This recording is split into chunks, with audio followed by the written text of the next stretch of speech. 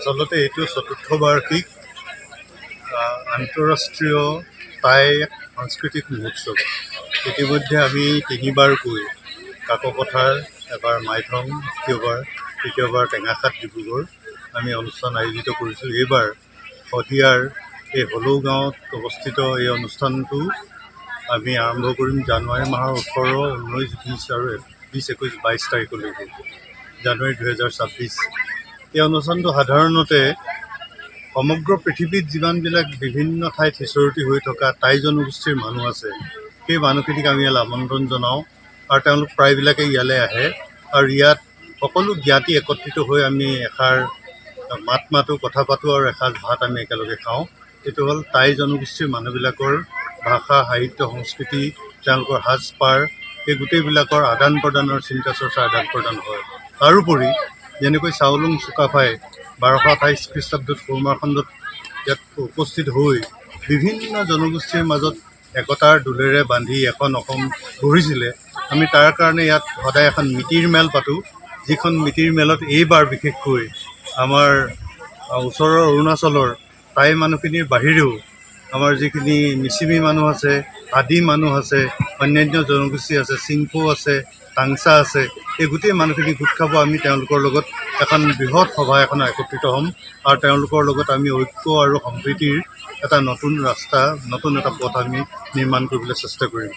UNESCO নামৰ যিটো অনুষ্ঠান, সেই অনুষ্ঠানটোৰ মূল কথাটোৱে হ'ল কি, পৃথিৱীৰ বিভিন্ন ঠাইত সিঁচৰিত হৈ থকা আমাৰ যিবিলাক টাই জনগোষ্ঠীয় মানুহ, সেইবিলাকক একত্ৰিত কৰা আৰু তেওঁলোকৰ ভাষা, সাহিত্য, সংস্কৃতি সেইবিলাক বিকাশ কৰি এইবিলাকৰ বিভিন্ন ধৰণে প্ৰচাৰ আৰু প্ৰসাৰৰ কাৰণে কাম কৰা। গতিকে এই কামটো আমাৰ চতুৰ্থ বৰ্ষত হৈছে আৰু শদিয়াৰ এই যিটো প্ৰাচেংমুং বৰগোহাঁই, শদিয়া খোৱা বৰগোহাঁই ক্ষেত্ৰত অনুষ্ঠিত হ'ব জানুৱাৰী মাহত। আমি আশা কৰিছোঁ অসম তথা ভাৰতৰ আৰু পৃথিৱীৰ বিভিন্ন ঠাইত সিঁচৰিত হৈ থকা বিভিন্ন জনগোষ্ঠীয় মানুহবিলাক ইয়ালৈ আহিব, আহি আমাৰ অনুষ্ঠানটো সাফল্যমণ্ডিত কৰিব। প্ৰস্তুতিটো কেনেকৈ হ'ব? কাৰণ এটা হ'ল আমাৰ সাংস্কৃতিক যিটো কালচাৰেল টুৰিজিম, সেইটোৰ এটা মূল বস্তু এইটোৱেই যে আমি বিভিন্ন সাংস্কৃতিক উপাদানসমূহ ইয়াত আমি দেখুৱাম। ইয়াত এখন ডাঙৰ খাদ্য মেলা হ'ব, সকলো জনগোষ্ঠীৰ মানুহৰ তেওঁলোকৰ এখন খাদ্যৰ বিপণী থাকিব, সেইখিনি দেখিবলৈ পাব, মানুহে তাক খাবলৈ পাব আৰু তাৰোপৰি সাজপাৰ এইবিলাকৰ প্ৰদৰ্শনী হ'ব, বিক্ৰী হ'ব।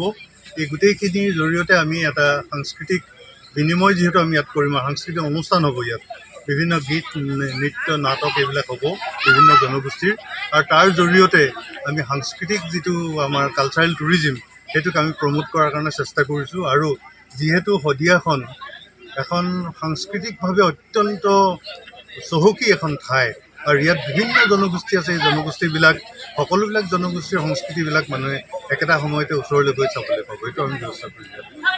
আৰু লগতে এটা আমাৰ থাইলেণ্ড, ম্যানমাৰ এইবিলাকৰ পৰা বহুত বেছি সংখ্যক আমি মানুহ মতা নাই, কাৰণ তেওঁলোকক অহা যোৱা থকা খোৱাৰ কাৰণে বহুত বেছি খৰচা হয়। কিন্তু তাৰ বাহিৰেও মণিপুৰ, মিজোৰাম, অৰুণাচল, নাগালেণ্ড এইবিলাকত আমাৰ যিখিনি জ্ঞাতি মানুহ য'তে য'তে আছে, সেইবিলাকক আমি বিশেষভাৱে আমন্ত্ৰণ জনাইছোঁ এইবাৰ এই অনুষ্ঠানলৈ, আৰু তেওঁলোক আহিব আৰু তেওঁলোকৰ কাৰণে আমি বেলেগ ধৰণৰ ব্যৱস্থা কৰিছোঁ। লগতে আমাৰ ইয়াত থকা টাই খামতি, টাই ফাকে, টাই আইটন, টাই টুৰুং আৰু টাই লাই, এই যিখিনি জনগোষ্ঠীৰ মানুহ আছে আমাৰ ওচৰে পাঁজৰে, সেইবিলাকৰ কাৰণে আমি ইয়াত বিশেষ ধৰণৰ ব্যৱস্থা কৰিছোঁ, যাতে তেওঁলোকে নিজৰ সংস্কৃতিবিলাক ইয়াতে প্ৰদৰ্শন কৰোঁ। আচলতে ইয়ালৈ আমি সকলোকে নিমন্ত্ৰণ জনাইছোঁ। অসমৰ ৰাজনীতিৰ যিখিনি মানুহ আছে, সেই সংস্কৃতিৰ লগত যিখিনি জড়িত হৈ আছে, তেওঁলোকক আমি আমন্ত্ৰণ জনাইছোঁ। কিন্তু এইটো কোনো ধৰণৰ ৰাজনৈতিক অনুষ্ঠান নহয়, অৰাজনৈতিক সাংস্কৃতিক এটা অনুষ্ঠান। ইয়ালৈ সকলো মানুহে আহিব পাৰিব, সকলো মানুহৰ কাৰণে সকলো ব্যৱস্থা থাকিব, কিন্তু ৰাজনৈতিকভাৱে এই অনুষ্ঠানটোক ব্যৱহাৰ কৰিবলৈ আমি কেতিয়াও আজিলৈকে দিয়া নাই, সেইটো নহয়। কিন্তু সকলো মানুহ ইয়ালৈ আহিব, সকলোকে আমি ৱেলকাম জনাইছোঁ। এভৰিবডি কেন কাম হিয়াৰ, এইটো কাৰণে আমাৰ কোনো সমস্যা থাকিব। ঠিক আছে, থেংক ইউ ছাৰ।